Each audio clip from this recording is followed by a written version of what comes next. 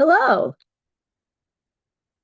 What time is it on my watch? On my phone is a little slower than the computer.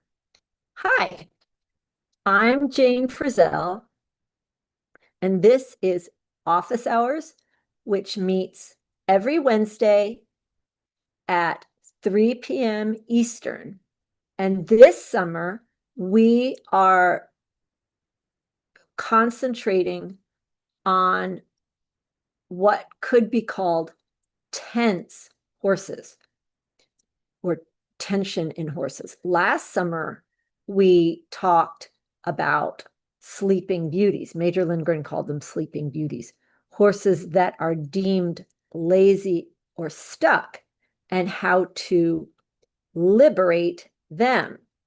This summer, we're talking about the other side of the same coin, which is known as tension in horses. And the masters, the old masters, considered all resistance as tension.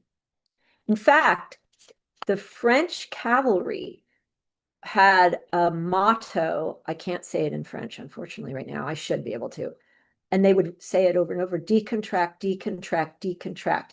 And they considered it part of their duty, preparing the horses to, through their educated seats, discern through the body of the horse and find any resistant or muscular contraction in the horse's body. Because it is only a decontracted muscle that can act. And horses and people that go around with incorrectly contracted muscles are going to exhaust themselves, or they're going to pull themselves into asymmetries that will make them lame. Or at the very, at the best, it's going to make them not as efficient in their use of self. So that's a motto from the French cavalry: decontract, decontract, decontract. And that was talking about muscular contraction, which is usually sort of the last stop on the last train stop in the cascade of how tension can build in a horse. Now, some horses come out of their mama a little bit wired and a little super keen and a little hypersensitive. Not all tension is because of bad handling.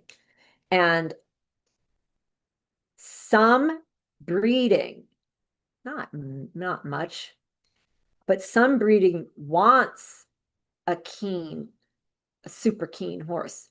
And some persons, a horse that is keen and fun for one rider might be crazy hot and scary for another. But what am I trying to say? A super keen horse or a super sensitive horse can be at risk for becoming a tense psycho one when the education isn't approached and, how do I want to say it? Approached and imparted in a way that will make the horse lose of all. So because this is an important idea, like, what do we do with a horse that came out of its mama? Like, woo, like a little, woof. A colleague who is a cowboy, not a dressage person like me. I'm a former jumper person, so not a sport horse person like me, but has come up through a very different, but actually so alike education in the horse training. And he's going to talk to us about a coming 4-year-old that is, well, she's kind of like if she was a cartoon, she'd have a flamethrower. She's intense and she's very athletic and very beautiful. Of course, it's black beauty, you know, of course it's a black mare. So this young black mare, he's going to phone in a few minutes and talk to us about what he's done so far and the plan for this hot, talented, sensitive, exciting young horse. Now, okay, I want to just make an announcement. Tuesdays, 3 p.m. Steinbrecht sessions ended about 3 weeks ago. That slot is now on the channel. Look in the bottom left of your screen, a channel called that. I'm not going to say it out loud. I want you guys to feel like you're on a scavenger hunt and track it down yourself. Tuesdays, 3 p.m. I am going through, where is it? I put it in my office. The Somer 1912 and Fort Riley 1935 flat work, which is the same. Fort Riley, Lieutenant Barry translated Somer 1912 flat work for Fort Riley. And that is, you can't get more classical. You can't get more French classical than that. It's not French classical dressage. It is French cavalry directives. Anyway, we're going through that line by line, precept upon precept, section by section, Tuesdays, 3 o'clock on one of my other channels. The name of the channel is in the bottom left corner. And those are live streams, but I'm leaving them up. Excuse me. Oh gosh, I inhaled my own spit. One thing that I covered in yesterday's Tuesday session on the Somer Fort Riley section 23, it's talking about the instructor or the trainer. And it's going to be relevant to this red flag I want to bring up to you guys right now. Every week I'm going to start having a red flag. The red flag, actually, I'm going to read you, because a lot of these corrupted, demented, insane things that we're seeing online are twists, like disgusting, twirly perversions of valid training ideas. So listen to what this says. So Murr, Fort Riley, section 23. The instructor should possess a profound knowledge of the horse and of the theoretical and practical science of equitation. So there's two things in that sentence that got all twisted up by these posers who write well. The first that I'm going to table for another week is the science of equitation. All these people trying to make a new science, like riders and horsemen aren't scientific. They're very scientific, and it already is a science. So say the classical dead men who rode for their lives. Science of equitation already exists. Keep your dumb science. Keep your dumb new modern science with that you tested 17 horses. Like, we don't care. There's more horses than that in the aisle right now. Okay. The other thing, I don't know if you heard it, but possess profound knowledge. And the red flag for this week is Yoda. Being Yoda or Sensei or the yoga master or Anthony Robbins online in the internet horse world to portray this like profound, deep wisdom and serenity about the horse and their compassion for it and their intuition and being so much more wise and well, they're playing Yoda or they're playing Sensei. Yoda is Sensei with weird syntax, basically. But both of them are total bullshit, because You know, I don't know if any of you have ridden with the masters. They say some pretty profound things, but a lot of times when they say the profound thing, they have their forehead in their palm and they're like, ah, here's a profound thing.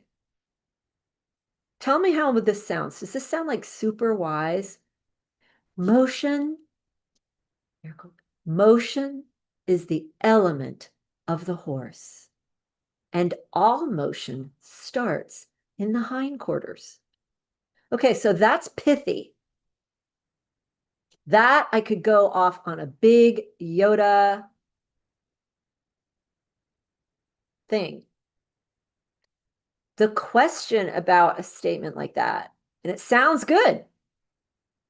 One of these 30-year-old girls could weave that, or the people who email 6 times on one weekend, they could weave that into a really deep, remember that Saturday Night Live segment that used to be on, what did they call it? Deep Thoughts or something?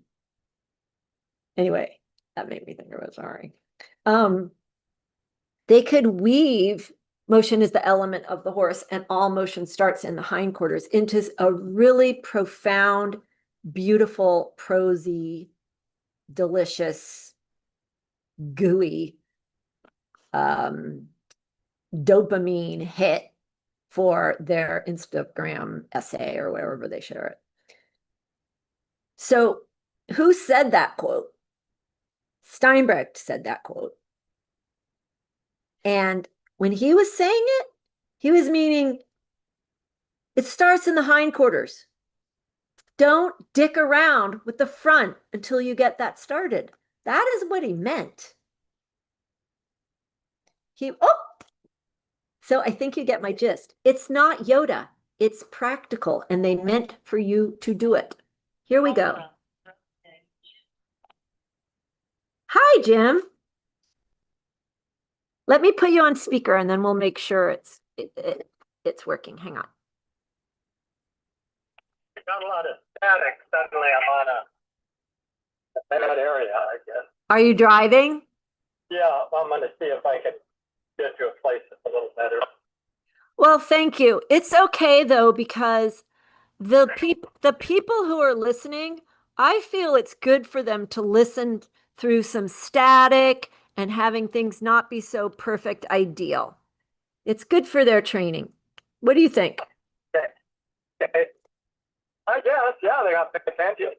Yeah, I couldn't even hear that. That's excellent. Okay, I gave a very brief introduction about your young mare, and who is coming for super talented, super sensitive, athletic, and if she had what do they call that when you have, if she had an avatar, the avatar would have a flamethrower. Do you agree? Flamethrower? Yeah. Oh, well, yeah, she's not quite that volatile. Okay. I would say more insecure. Oh, okay. All right. Yeah. Okay. That's even better in a way for this discussion. Will you just take over and tell us about her and what about all about her? She is, a lot of people at first would call her reactionary. Reactionary. And then mixed with a little bit of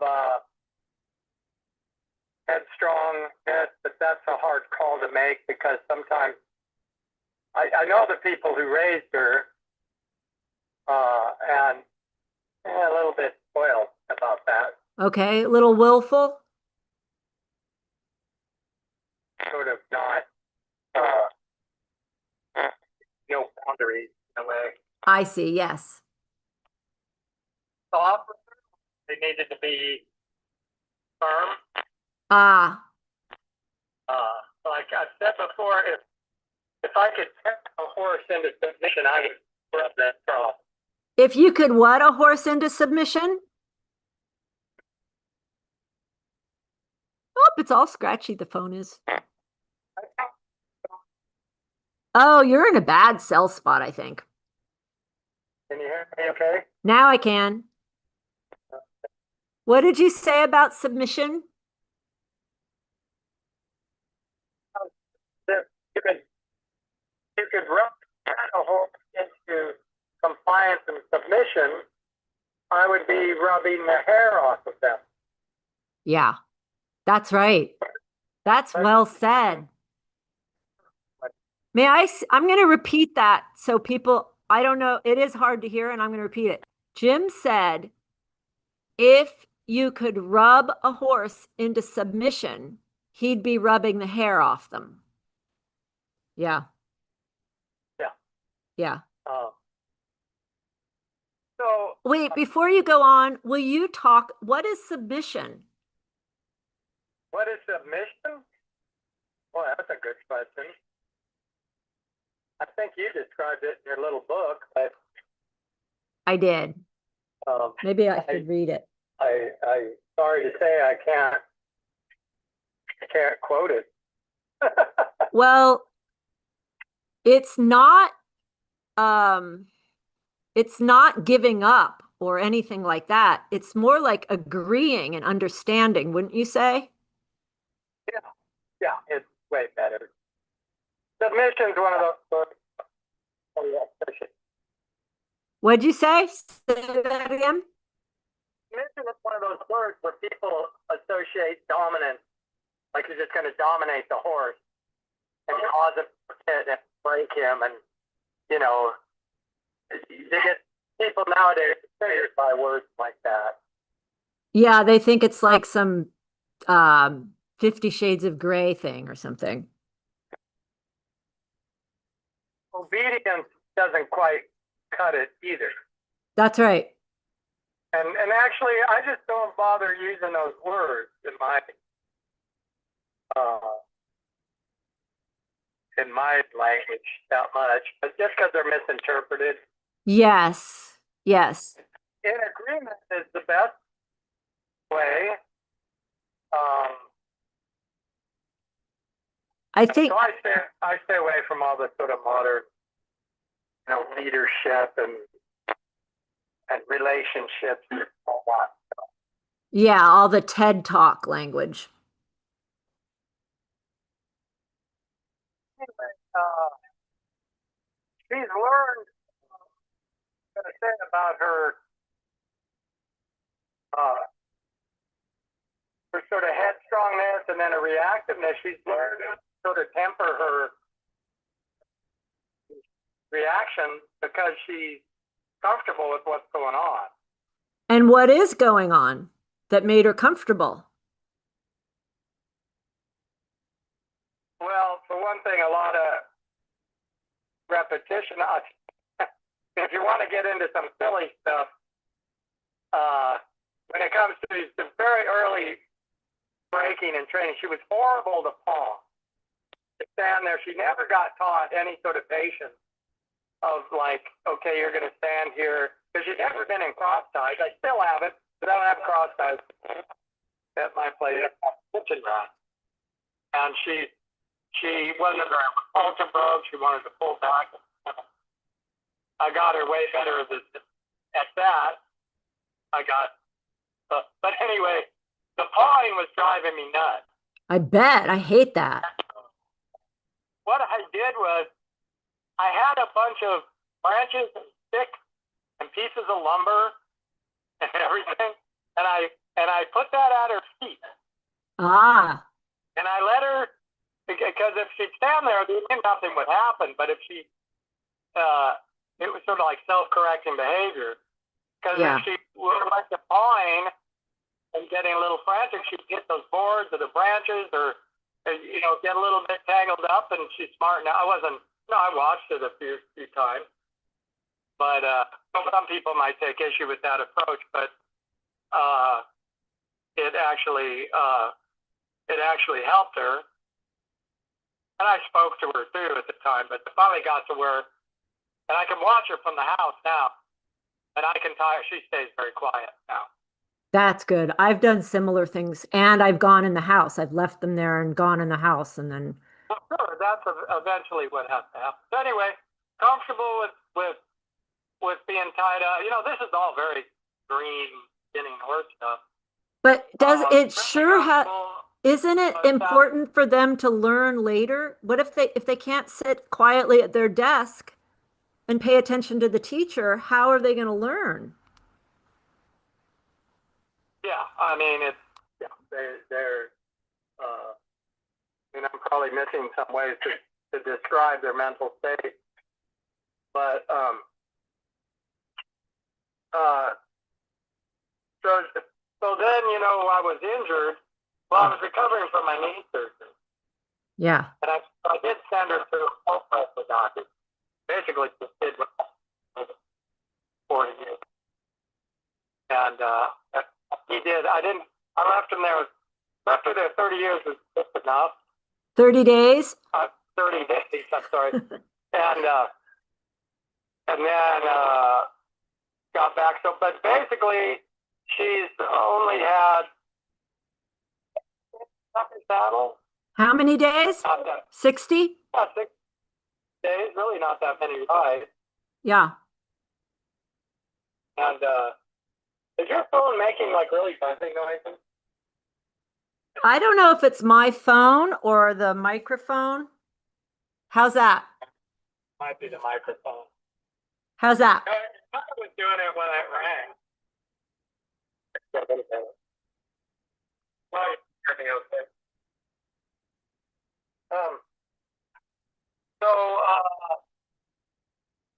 But the writing, so to move forward, what's really made a change, and to digress a little bit, it's just an example of something I just saw.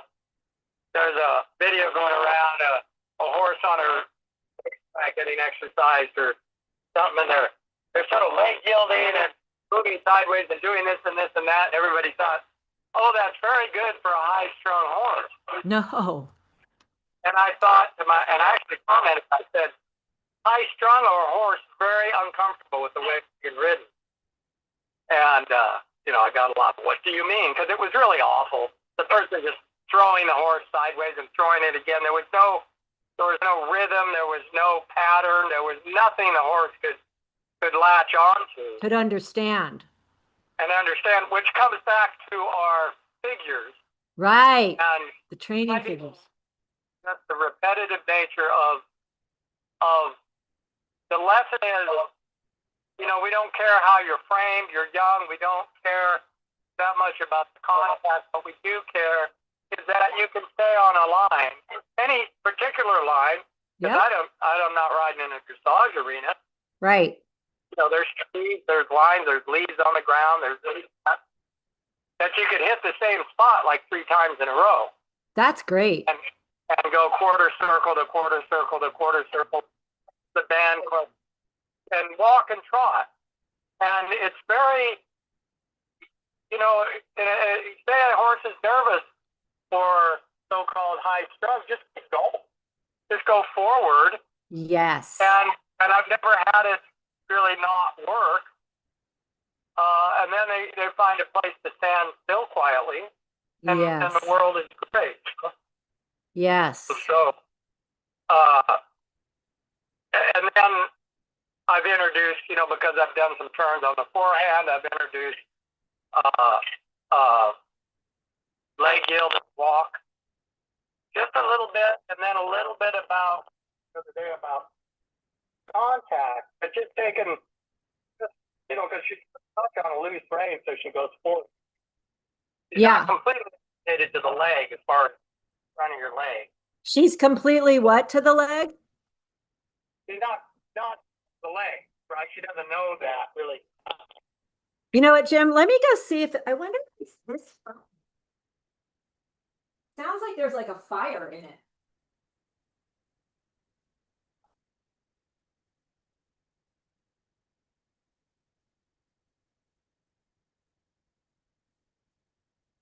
Sounds a little better.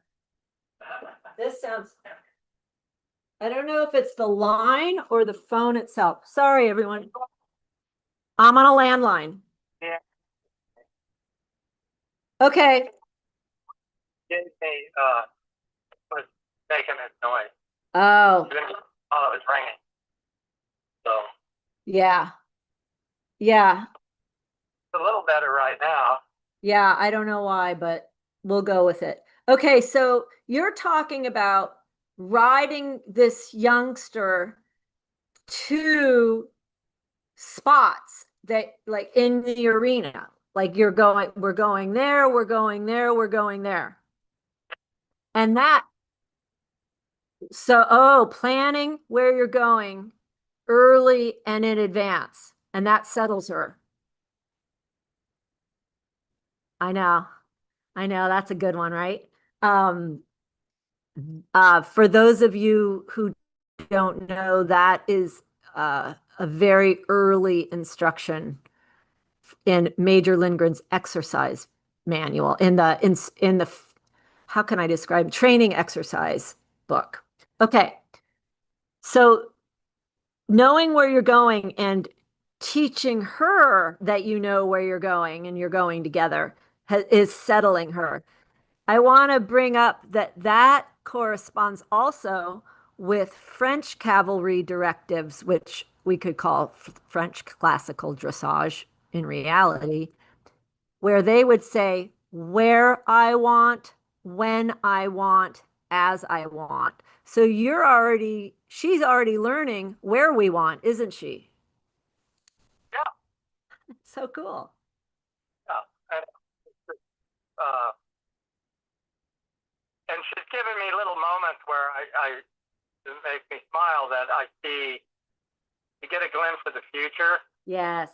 Yeah. Right? There's little steps, little accidental half steps. Yep. Because I've introduced, I'm posting, but I introduced sitting and just halting from my seat.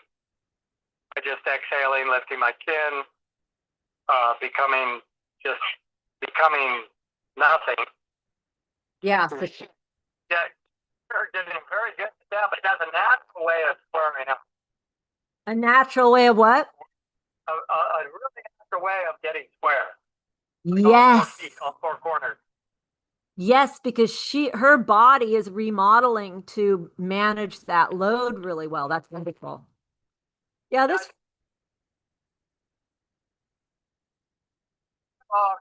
The combination of things, and I super enjoy it. There's nothing, very little canter that I'm every day before the end of every session I give her. I make sure she'll canter, and it's not that prompt. That's okay.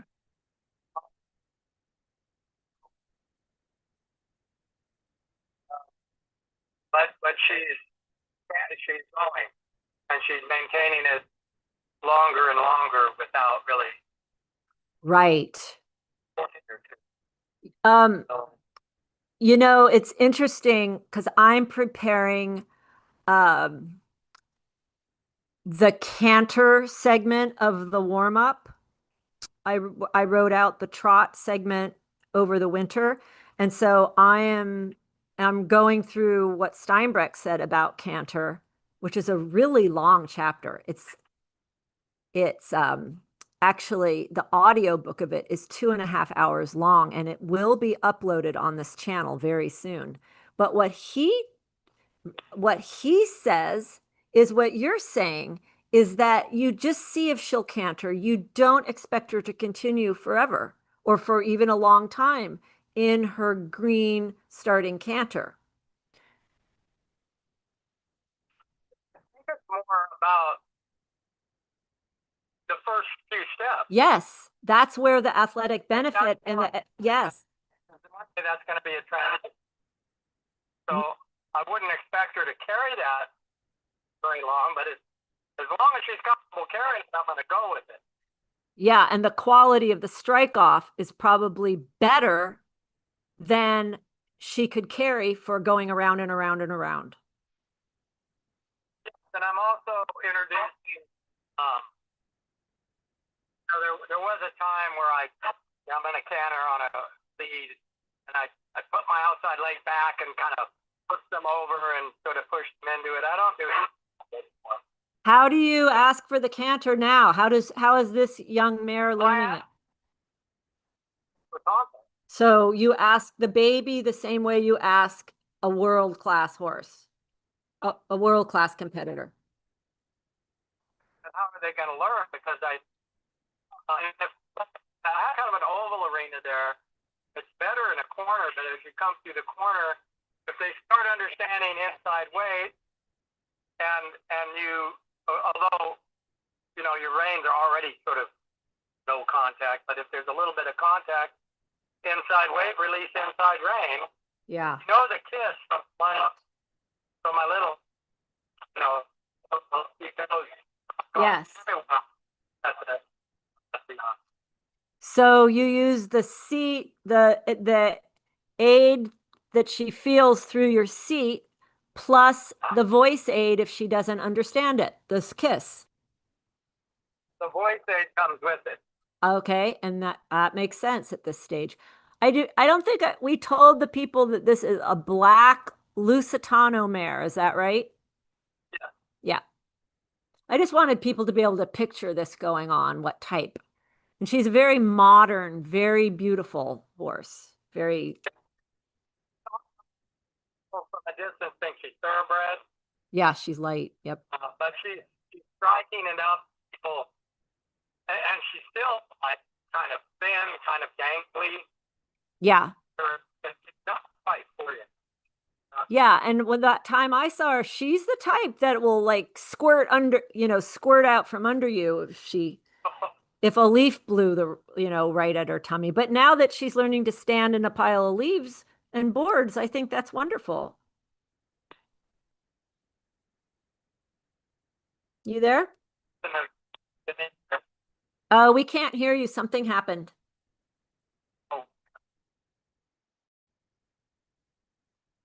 So you guys listening to this, Jim's turning around in his truck so you can hear him better.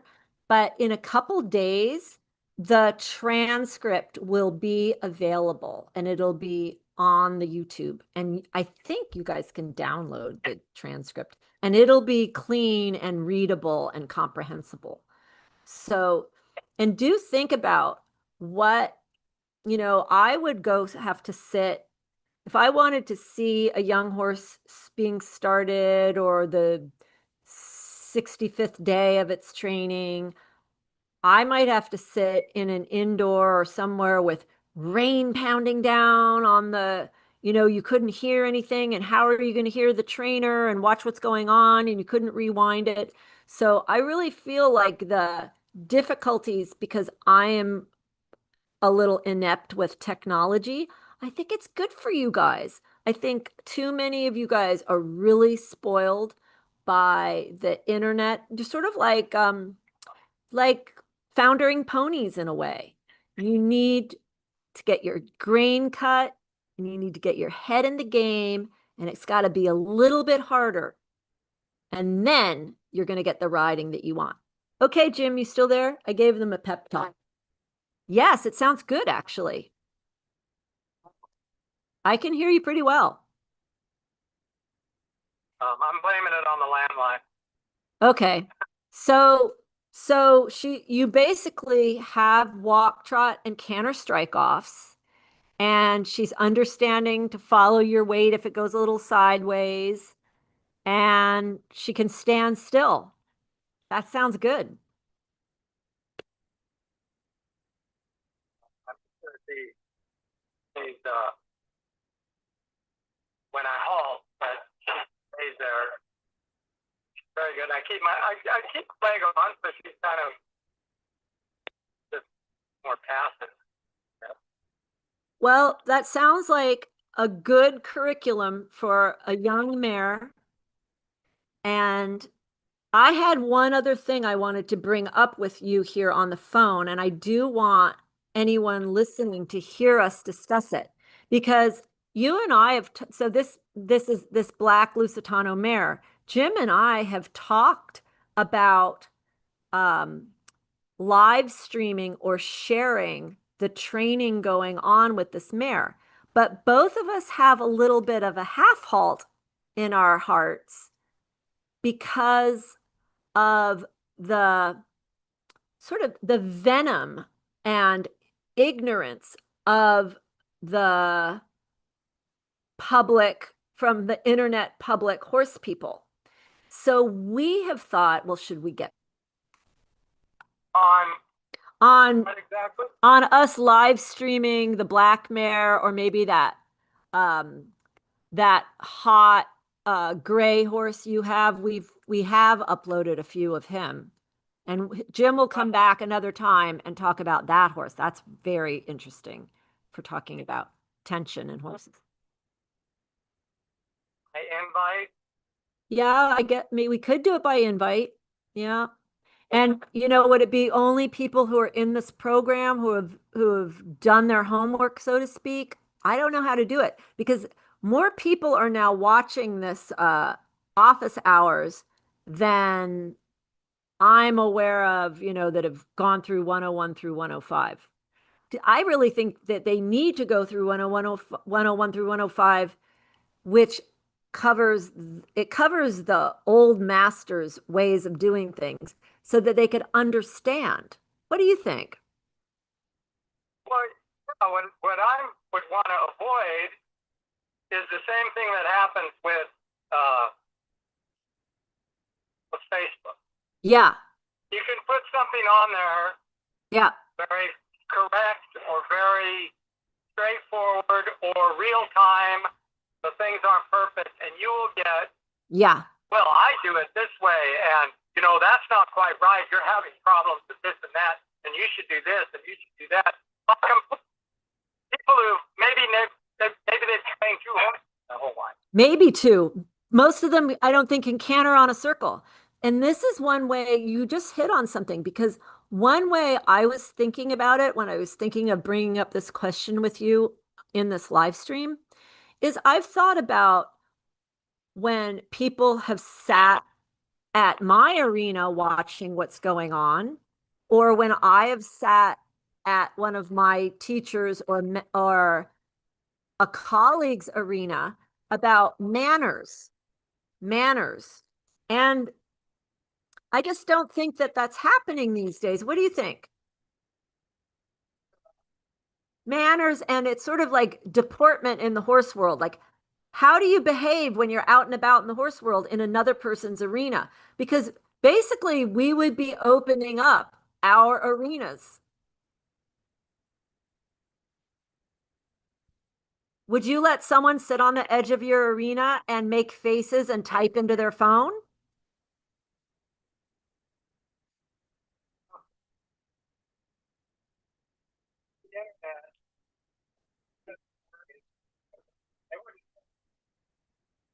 That's right. So we've got to figure out a way to Like you want to, if you were having a drink at the bar and you're at the other end of the bar saying what you're saying, you'd be in a bar fight.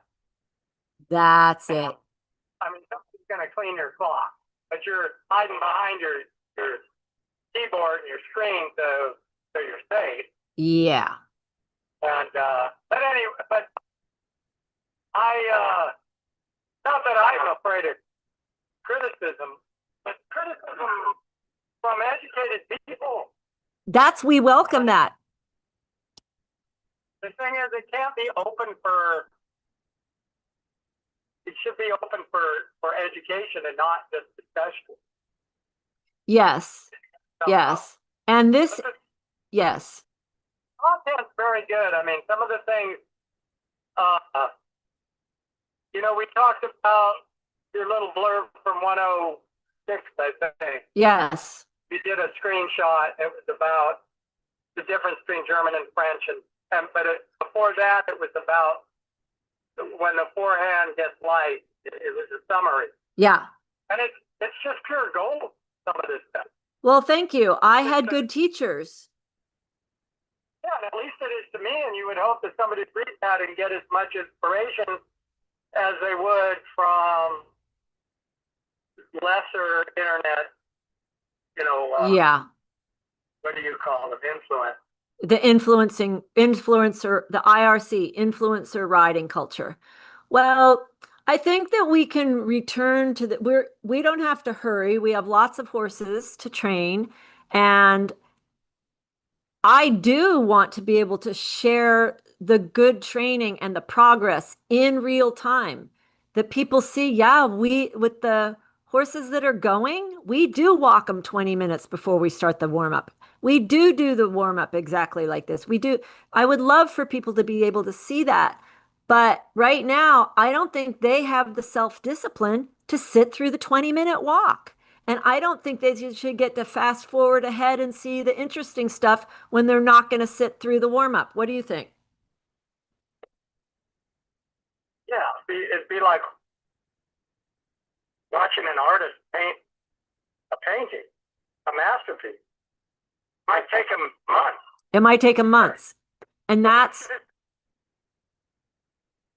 I guess the good stuff, I don't blame them, but I would ask your audience what I would do. okay, well, maybe if people are brave enough to say in the comments, would you sit through a 20-minute warm up to watch 10 minutes of collected exercises? Because that's pretty much what, no, actually, the warm up's probably 25 minutes and then maybe 10 or 15 minutes of collected exercises on a normal day with a horse like Importante, say. Well, yeah, if there's a way to, while that's going on, I think people want to ask questions. And if there's a way to address, because I know I've done it on other podcasts, other live feeds, where people can, it types across the screen, and the only person that can see it is the moderator. Yeah. Yeah. Source, but you're able to say, you can only read it, and you say, oh, so-and-so just asked why, blah, blah, blah, and then, but then there's the writer. Yeah, I think that's almost a little separate. A lot of times if they will listen and observe the training going on, the question will be answered. Right. Or could it be, I don't know if anybody's going to sit there and watch 20 minutes before. Well, I don't think that they should deserve to ride if they don't. Okay, When we're doing. There is so much said during the walk work, isn't there? And with other riders too. It is rich. These kind of conversations, so that's kind of what I'm talking about. Yeah, yeah. So I don't think that's people losing interest. I think that's people being engaged. Well, and so. Well, Jim and I. So I'm gonna sign off for both of us, Jim. Jim and I are gonna think about this, and some other professional riders who train by the book, so to speak. We're all thinking about ways to share this with you guys out there in internet world, but we want to be wise about it because the last 20 years of the internet has not been wise about it. It is going to happen. We don't know when, and we don't quite know how we're going to do it, but prepare and allow, right? Yeah. And pearls before swine and monkeys with razor blades. I mean, that's right. Pearls before swine, that's from the Bible, but it is Baudant and the French cavalry. It's very classical. Don't give razor blades to chimpanzees. Shall we sign off, Jim?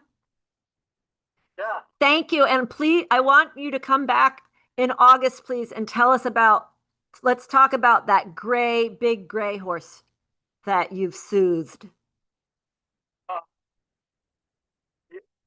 Yes, Capote. Yeah, he's wonderful. He's so beautiful. One of the most beautiful horses I've ever seen. Okay, well, this phone is very terrible. Thank you, Jim. Okay, next time maybe I won't be driving. Okay. It's good for these people to have to deal with some difficulty. All righty. Okay. Thank you. Talk to you later. Okay, bye. Bye.